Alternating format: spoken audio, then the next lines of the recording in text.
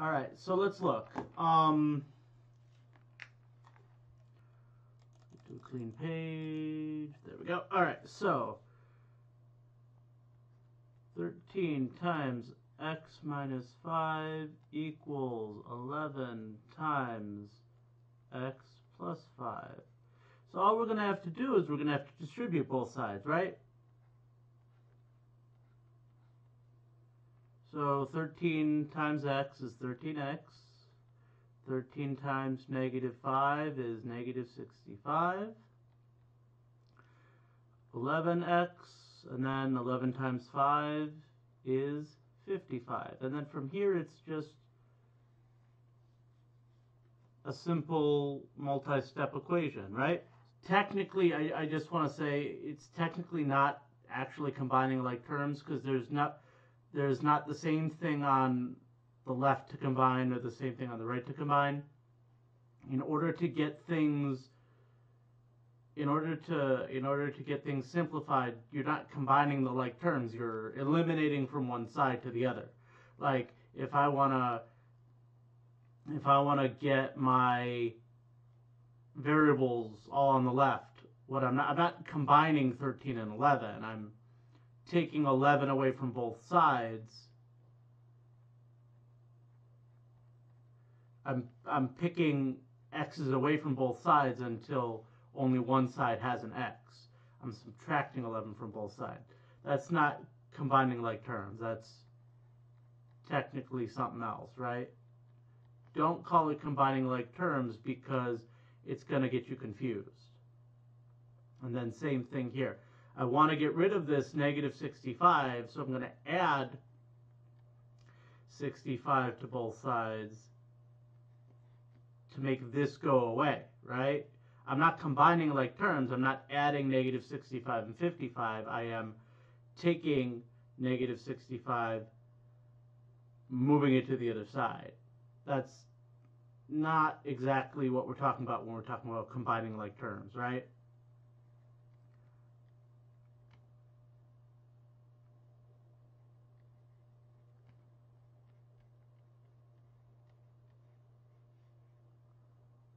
So just be careful. So, I had a request for assignment 22, problem number 1. Let me go ahead and put that out here.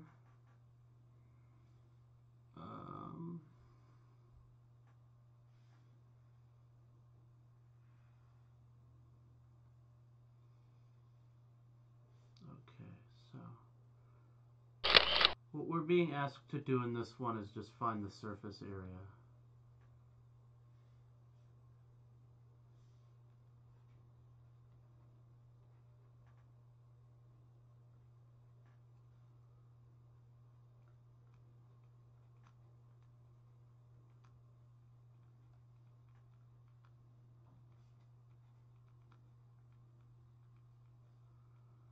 So what we're going to have to do here is we're going to use our formula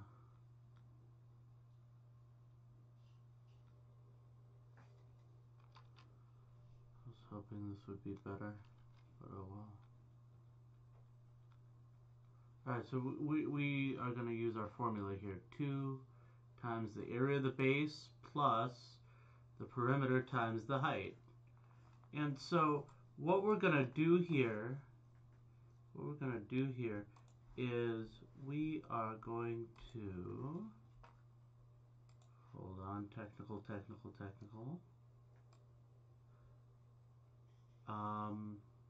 Yeah, so what we're going to do here is we're going to need to find the area of the base, find the perimeter of the base, and the height of the prism. So the key to doing this correctly is making sure that you identify the base face properly. Now, me personally, when I have the choice, I always take the bottom rectangular face if it's there. I don't want that color.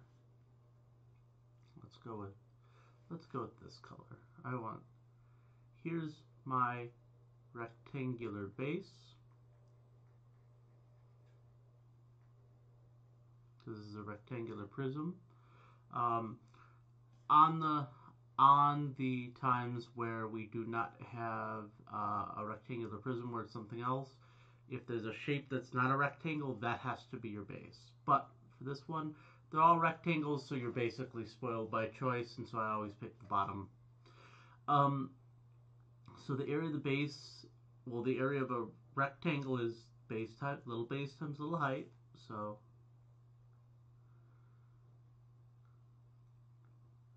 what's the base of the rectangle? 8. What's the height of the rectangle? Is 6.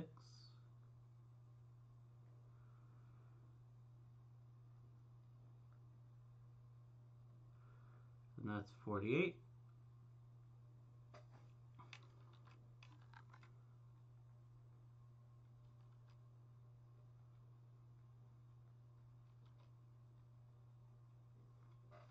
All right, so now we have to figure out what the perimeter.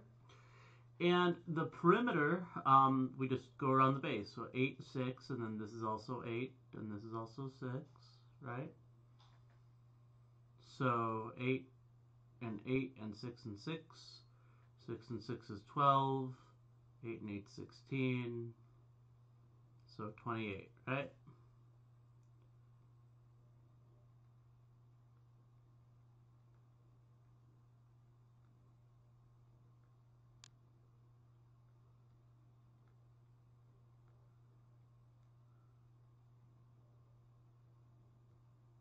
These are badly drawn plus signs, so forgive that. And then our height of our prism. See, now we're talking about the height of the prism. We don't care about the base anymore. We want what the prism's height is. And we basically go from the bottom base perpendicular. We go away from the bottom base. And we're talking about this number right here, which is 12.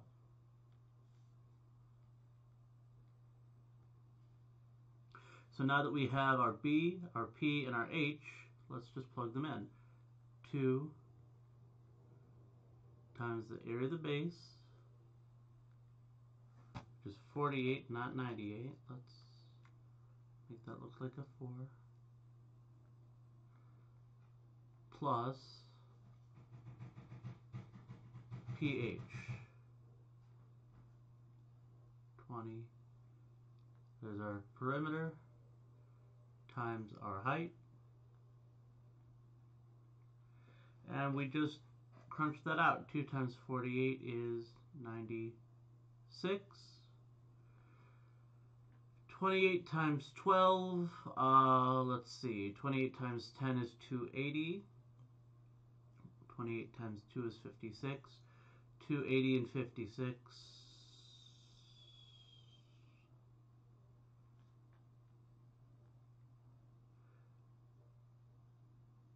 336.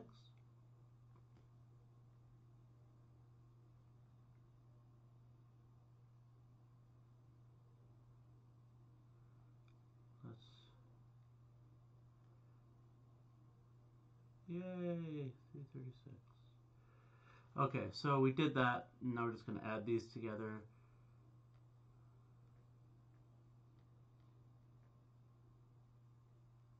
We get our final answer of surface area for 32 inches squared.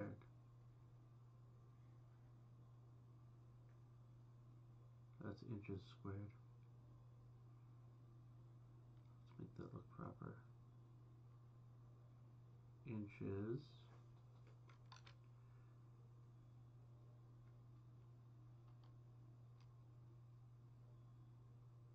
squared. Anyway, so there's our surface area.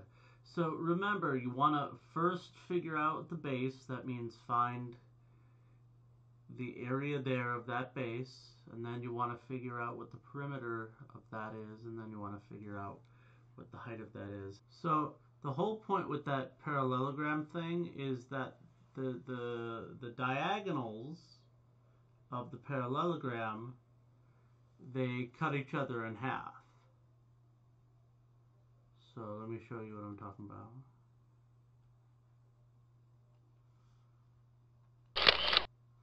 So these guys right here, the diagonals going down the middle, they cut each other in half. They're one piece is half, the other piece is half. So like this is the same as this, and this is the same as this. So if they tell you that PT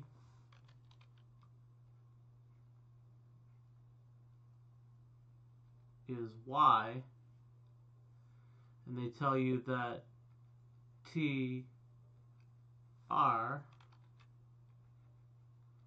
is 3x minus 5, and they tell you that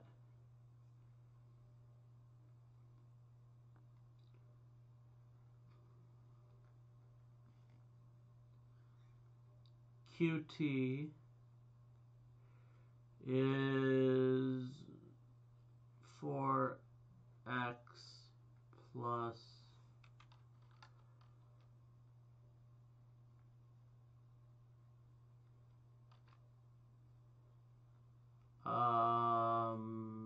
6, and TS is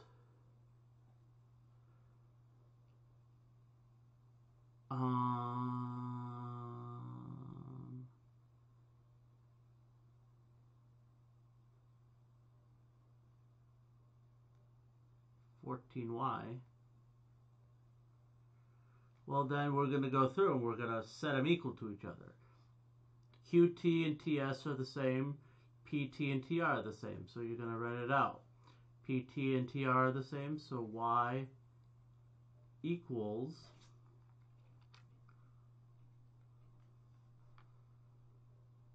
3x minus 5. Right? Because TR and PT are the same. So this equals that. Same thing with QT and TS. TS is the same as QT, so 14y equals 4x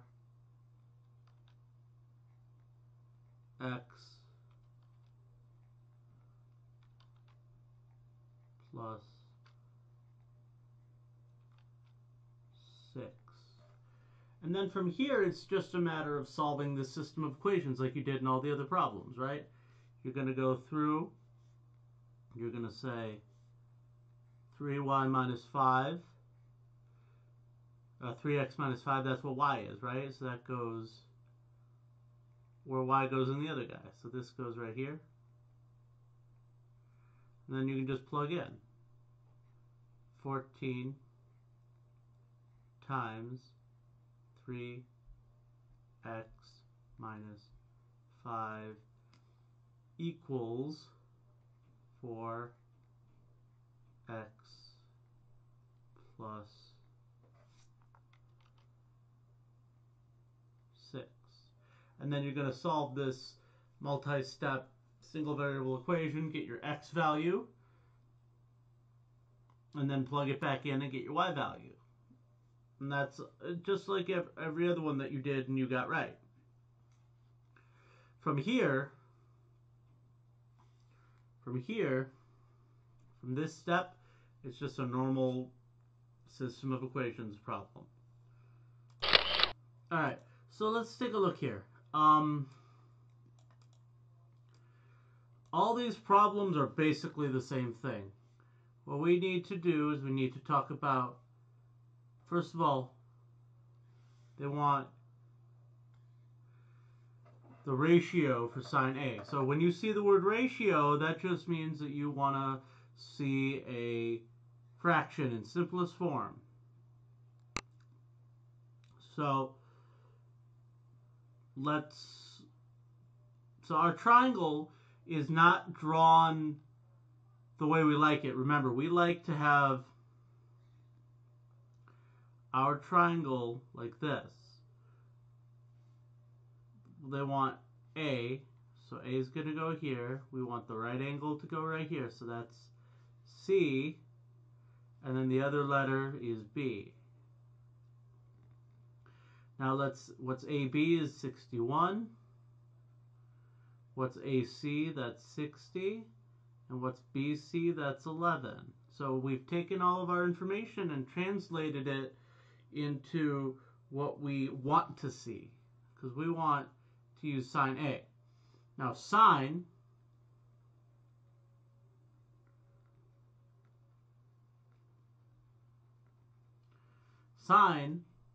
is opposite over hypotenuse. So let's find the opposite side.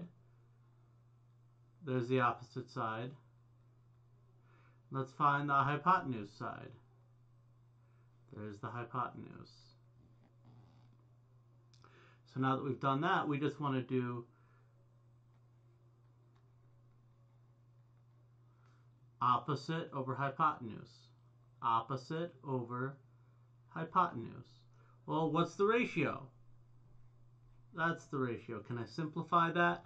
No, I cannot simplify that. So my answer is just 11 over 61. So just do the same thing for all three trig functions. You'll give sine, then you'll give cosine, you'll give tangent. So like here, cosine, remember we got here's adjacent, is just adjacent over hypotenuse.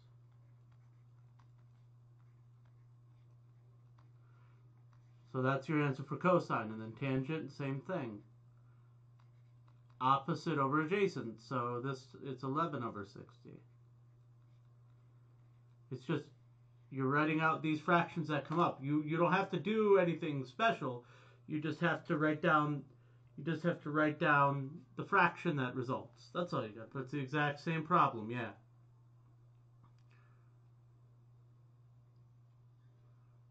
Yes, even with that radical, you're going to have to deal with that. So like, for example, if you come, I don't know, for example, you come up with 6 radical 13 over 10, you're going to have to say, all right, what do 6 and 10 have in common? Oh, there's a factor of 2. I can divide out of the top and the bottom. Divide by 2, divide by 2. And so you have to give me a simplified answer. Or like,